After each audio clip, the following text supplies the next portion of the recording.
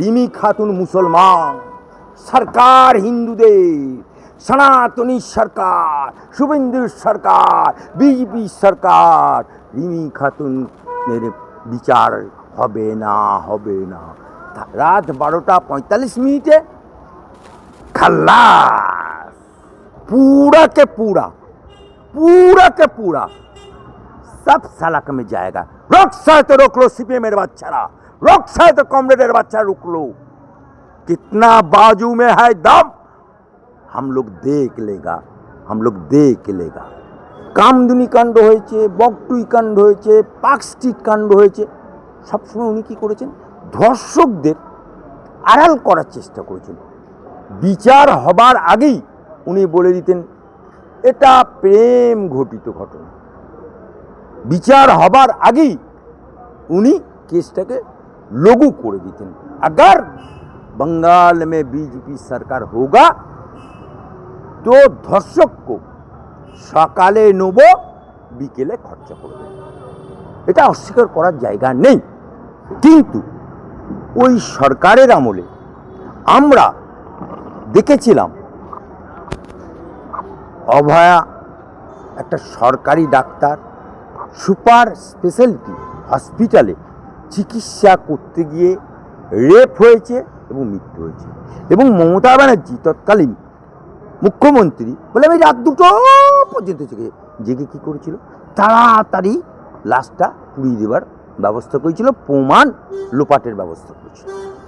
যখন কামদুনি কাণ্ড হয়েছিল তাতেও বিচার পায়নি, বকটুই কাণ্ড হয়েছে তাতেও বিচার পায়নি। তামান্না মাসুম বাচ্চা উপনির্বাচনে তৃণমূল জিতেছে, তৃণমূলের এত বোম, এত ডিজে যে তামান্নাই খুন হয়ে গেল। কোনো সময় বলতেন এটা তো ছোটোখাটো ম্যাটার বলে ধামাচাপা দেয়। তার ফলে উনার সরকারের আমলে ধর্ষকরা পার পেয়ে যেত, ধর্ষকরা বুক ফুলিয়ে ঘুরে বেড়াতো এবং ধর্ষণের সংখ্যা বাড়তা রহে। সেই সময়ে বিরোধী দলনেতা ছিলেন মাননীয় শুভেন্দু অধিকারী এবং তিনি একটি সভাতে মা বোনেদেরকে সামনে রেখে বলেছিল, এবারে যখন বারুইপুর কাণ্ড হলো এখানে ঘটনাটা রহস্য আবার অন্যরকম। রহস্যটা কি? রহস্যটা হচ্ছে ঘটনা ধর্ষিতা হলো একটি 11 বছরের রিমি খাতুন মুসলমান, আর ধর্ষণ করল কে? সনাতনী প্রবাস মন্ডল। যেই দেখলো রিমি খাতুন ধর্ষিত হয়ে গেল, অমনি বাজারে ঘোলা জলে মাছ ধরতে কিছু রাজনৈতিক দল, কিছু মুসলমান দরদি দল, কিছু বাজারি মলি সাহেব, ভাই সাহেব, গাই সাহেব নেমে গেল, কিছু ইউটিউবার নেমে গেল এবং তাদের উদ্দেশ্যে আমি বলছি যে এটা মমতার সরকার না, এটা দুর্বল সরকার না, এটা ধর্ষকদেরকে আড়াল করার সরকার না, এটা শুভেন্দুর সরকার, ডবল ইঞ্জিনের সরকার, সবকা সাথ সবকা বিকাশের সরকার। যেদিনকে ঘটনা ঘটেছে তারপরেই সিএম রিমি খাতুনের বাপের সাথে কথা বলেছে। তারপরে রিমি খাতুনের ওখানে অর্থাৎ বারুইপুরে গেছেন এবং ধর্ষিতা তার মা বাপের সাথে সিএম কথা বলেছে এবং কথা বলে তারা যে দাবিটা করেছিল, যে সাজাটা দাবি করেছিল মুখ্যমন্ত্রীর কাছে, সেই সাজাটাই হয়েছে, অর্থাৎ জান কা বদলা জান। এবং তিনি সেখানে গিয়ে ওটাকে নিয়ে যারা দাঙ্গা লাগাতে চেয়েছিল, সিপিএমরা লাল ঝান্ডা, ও তো ঘোলা মাছ দেখলেই মাছ ধরতে নেমে পড়ে যায় হুড়ু করে। 35 বছর তাদের আমলে যদি তালিকাটা বার করা হয় ধর্ষণের তালিকা, তো যাবে কোথায়? কিন্তু তারা এবং কিছু মুলিশা ভাই সাহেব তারা এটাকে নিয়ে দাঙ্গা করতে চেয়েছিল।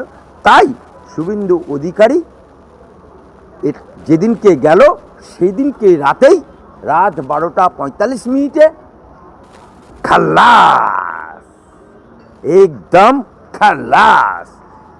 যা চেয়েছিল রিমি খাতুনের বাপ, যা চেয়েছিল রিমি খাতুনের মা, সেটাই হয়েছে। কিন্তু ওখানে যারা এটাকে নিয়ে দাঙ্গা লাগাতে চেয়েছিল, যারা এটাকে নিয়ে রাজনীতি করতে গেছিল, যারা এটাকে নিয়ে হিন্দু মুসলমান করতে গেছিল, যারা বলেছিল রিমি খাতুন মুসলমান, সরকার হিন্দুদের, সনাতনী সরকার, শুভেন্দুর সরকার, বিজেপি সরকার, রিমি খাতুনের বিচার হবে না, হবে না, তাদের উদ্দেশ্যে বলছি রিমি খাতুন হত্যা হয়েছে, রেপ হয়েছে, তার জীবন আমরা ফিরিয়ে দিতে পারিনি, কিন্তু ডাইরেক্ট খালাস তো করতে পেরেছি। এবং সাথে সাথে যারা এটাকে নিয়ে দাঙ্গা করতে গেছিল, সিপিএম নামক যারা এটাকে নিয়ে রেল লাইন উপড়াতে গেছিল এবং ওখানে একটি সনাতনী যুবককে পিটিয়ে মেরেছিল, তারও বিচার হবে। এবং যারা রেল লাইন উপড়াতে গেছিল, যারা পুলিশকে মেরেছিল, আজও বারুইপুরে হাসপাতালে সিন দেখতে গেছিল, কনস্টেবল আহত অবস্থায় পড়ে আছে। प्रत्येक विप्लवी साजा, बहुत विप्लवी कर लिया, चुन चुन करके 200 का नाम एफआईआर हुआ।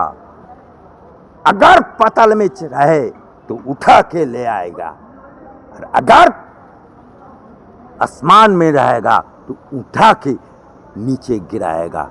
ताई बांग्लार बुके धर्षणकारी এর পরবর্তীকালে ধর্ষণ করতে গেলে 7 বার চিন্তা করতে হবে, 7 বার চিন্তা করতে হবে। আর ডেড বডিকে নিয়ে আন্দোলন করতে গেলে, ধর্ষণকারীকে নিয়ে আন্দোলন করতে গিয়ে, হিন্দু মুসলমানের তাস খেলতে গিয়ে আজকে 200 জন पूरा के पूरा सब सलाक में जाएगा। रोक साए तो रोक लो सीपीएम मेरे बच्चा, रोक साए तो कॉमरेडर बच्चा रोक लो। कितना बाजू में है दम, हम लोग देख लेगा।